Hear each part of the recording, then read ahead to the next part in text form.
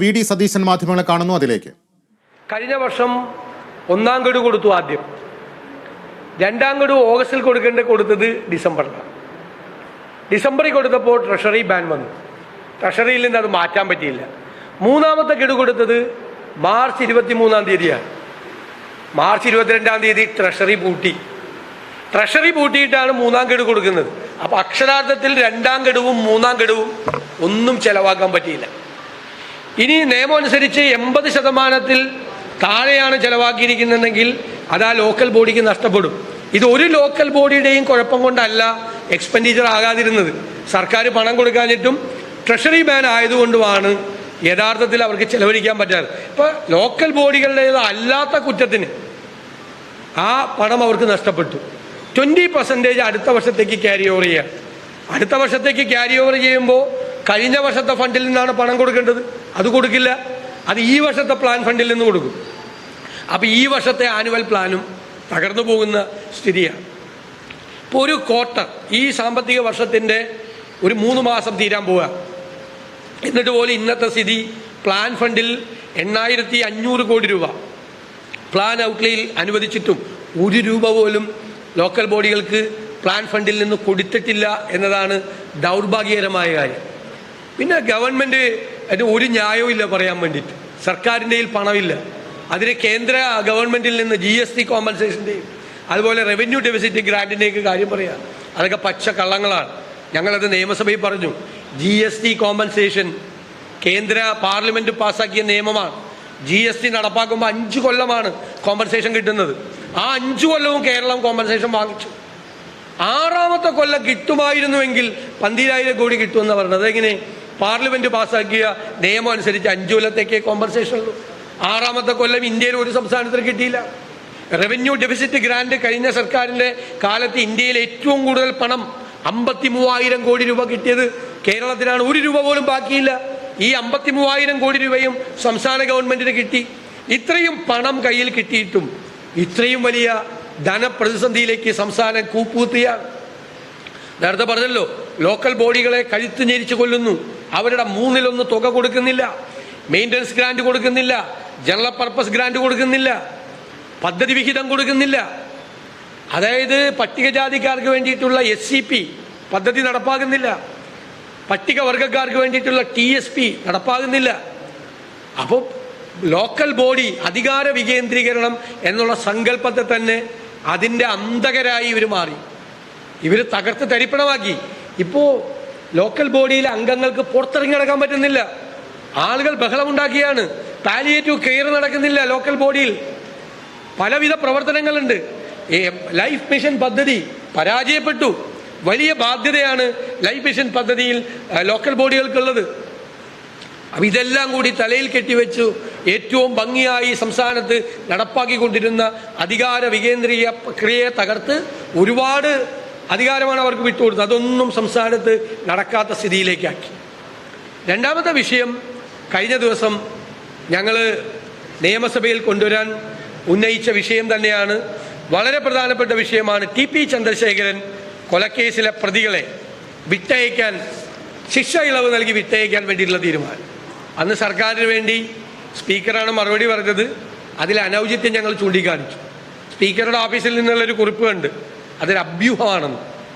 അതെങ്ങനെയാണ് അഭ്യൂഹമാകുന്നത്? അഭ്യൂഹമാകുന്നത് എങ്ങനെയാണ്?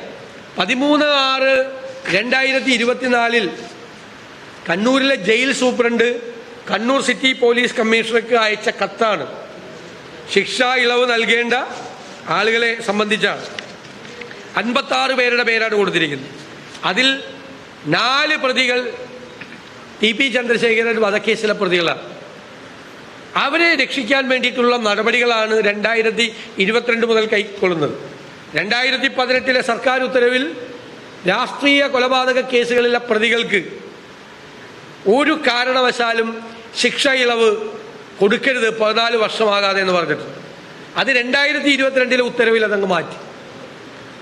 നിയമസഭ പാസാക്കിയ പ്രിസൺ ആക്റ്റിൽ മൊത്തം ശിക്ഷാകാല ഇളവിൻ്റെ 1/3 താഴെ പരോളും ശിക്ഷാ ഇളവും കൂടി ആകാൻ പാടുള്ളൂ എന്ന് പറഞ്ഞിട്ടുണ്ട്. നിയമസഭ പാസാക്കിയ ഒരു നിയമത്തെ ഒരു ഗവൺമെൻറ് ഉത്തരവിലൂടെ സർക്കാർ ഇല്ലാതാക്കി. അത് നിയമപരമായി നിലനിൽക്കുന്നതല്ല, ഗുരുതരമായ തെറ്റാണ്. അതിന് മറ്റ് നടപടികൾ ഞങ്ങൾ സ്വീകരിക്കും. അങ്ങനെ ഈ 2022 മുതൽ നടത്തുന്ന ഗൂഢാലോചനയുടെ ഭാഗമായിട്ടാണ് ഈ ചന്ദ്രശേഖരൻ കൊലക്കേസിലെ പ്രതികൾക്ക് ശിക്ഷ ഇളവ് കൊടുക്കാൻ നോക്കുന്നത്. അഭ്യൂഹമാണെങ്കിൽ എന്തിനാണ് പോലീസ് 21/6 വൈകുന്നേരം ഫോണിൽ ബന്ധപ്പെട്ട് KK രമയുടെ മൊഴിയെടുത്തത്? Chokli police, KK Muhammad Shafi Chokli police സ്റ്റേഷനിലെ അതിർത്തിയിലെ പ്രതിയാണ്. 22/6 പാലൂർ പോലീസ് നേരിട്ട് MLA ഓഫീസിൽ നേരിട്ടെത്തി KK രമയുടെ മൊഴിയെടുത്തു. ഇന്നലെ സ്പീക്കർ ഇത് അഭ്യൂഹമാണെന്ന് പറയുക, സർക്കാർ ഇങ്ങനെ ഒരു സംഭവം ഇല്ല എന്ന് പറയുക. എന്നിട്ട് ഇന്നലെ സന്ധ്യയിൽ ട്രൗസർ മനോജൻ എന്ന പ്രതിയുടെ പോലീസ് സ്റ്റേഷൻ അതിർത്തി കൊളവല്ലൂർ പോലീസ് ഇന്നലെ സന്ധ്യയ്ക്ക് KK രമയുടെ മൊഴിയെടുക്കുക. ഇത് എന്താണ് ഇവിടെ നടക്കുന്നത്? എന്നിട്ട് മന്ത്രി എന്താ പറഞ്ഞത്? 3/6 അഡീഷണൽ ചീഫ് സെക്രട്ടറി ഹോം ഉത്തരവിറക്കിയിട്ടുണ്ട്. ഇത് തെറ്റാണ്, തെറ്റായ നടപടിയാണ്, നടപടിക്രമം പാടില്ല. ഹോം സെക്രട്ടറി എന്ന് പറഞ്ഞാൽ ആരാ? സംസ്ഥാനത്തെ DGPയുടെ മീതെയുള്ള ആളാ. ആ ഹോം സെക്രട്ടറി ഒരു ഉത്തരവ് ഈ മാസം 3/6 ഇറക്കിയിട്ട് പിന്നെ എന്തിനാണ് 21/6 22/6 ഇന്നലെ 26/6 ഈ പോലീസ് ഇവരുടെ മൊഴിയെടുക്കാൻ നടക്കുന്നത്? അതിനേക്കാൾ വലിയ ആളുകൾ ആരെങ്കിലും ഉണ്ടോ ഈ ആഭ്യന്തര വകുപ്പിൽ? പിന്നെ ഉള്ളത് മുഖ്യമന്ത്രിയാണ്, ആഭ്യന്തര വകുപ്പിന്റെ ചുമതലയുള്ളത്.